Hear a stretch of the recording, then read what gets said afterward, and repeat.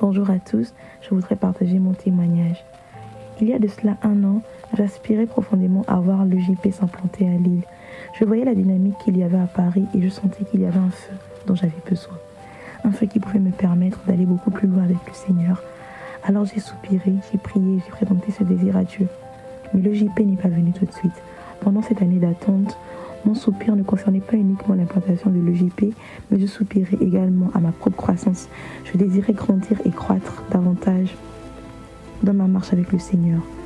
Puis lorsque l'apôtre Yvan Castanou est venu pour les fêter les 10 ans de ICC Lille et que le Seigneur par lui a relâché différentes grâces, son serviteur a annoncé l'implantation de l'église Jeune Prodige à Lille. J'ai été remplie d'une immense joie. À cet instant, j'ai compris que le Seigneur venait de répondre à l'un de mes soupirs. Et Dieu ne s'est pas arrêté là. À l'arrivée de l'EJP, j'ai ressenti un feu nouveau, un véritable renouvellement intérieur et j'ai eu comme conviction que quelque chose de nouveau commençait en moi. Être dans la présence de Dieu, méditer les Écritures, chercher continuellement sa face, c'était un véritable plaisir. Et depuis l'arrivée de l'EJP, j'ai retrouvé un véritable goût à ma vie de prière et à ma marche avec Christ. Aujourd'hui, je peux témoigner que Dieu entend les soupirs des cœurs et il répond parfois avec un temps d'attente. Mais le Seigneur, il sait ce qui est bon, il sait ce qui est meilleur pour nous. Et par sa grâce, il a répondu à mon désir de voir naître l'EJP et mon désir d'être renouvelé. Je rends gloire à Dieu pour ce qu'il a fait. Amen.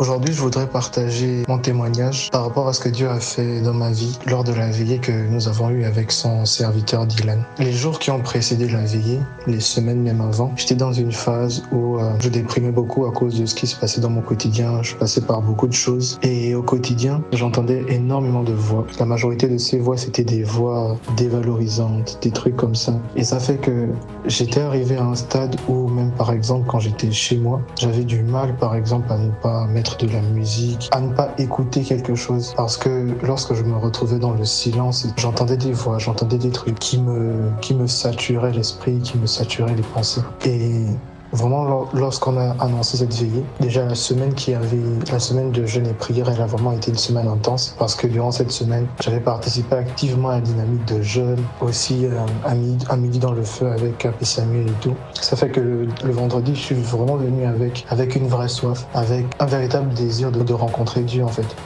C'est vrai que ce jour-là, j'étais vraiment fatigué. Mais j'étais quand même venu en disant que même si je fais juste 30 minutes, j'ai juste besoin d'une seule parole en fait. J'ai juste besoin d'une seule parole, d'un seul truc que Dieu me dira ou bien que Dieu a prévu pour moi. Je suis sûr que ce sera suffisant pour m'aider dans la situation. Et du coup, quand je suis venu, il y a eu un moment où Berger Dylan avait pris la parole en disant que avant d'abord d'aller conquérir les nations, d'aller conquérir la jeunesse lilloise, nous devons être des jeunes qui soient capables de pouvoir conquérir leur intérieur. Et du coup, je me suis reconnu dans cette parole-là. Et c'est là où il a commencé à prier. Durant ce temps de prière-là, j'ai été rempli, mais vraiment saturé par l'amour de Dieu. J'ai vraiment senti une présence qui est venue, qui m'a enveloppé. Et non pas seulement durant la veillée, mais même durant la semaine qui a suivi, les jours qui ont suivi. Les voix, je ne les entendais plus. Et ça fait qu'au quotidien, je me sentais beaucoup mieux. Je me sentais vraiment beaucoup mieux. J'arrivais en fait même à réguler lorsque, par exemple, des pensées pouvaient revenir dans mon esprit et tout. J'avais la capacité maintenant de pouvoir dire cette pensée je la refuse, cette pensée elle ne vient pas de moi. J'avais la capacité de pouvoir interroger mon intérieur et discerner ce qui était de moi et ce qui n'était pas de moi, et donc à rejeter ce qui n'était pas de moi et à accepter la parole de Dieu. Je rends grâce à Dieu pour ce qu'il a fait dans ma vie et je le remercie vraiment pour cette vie.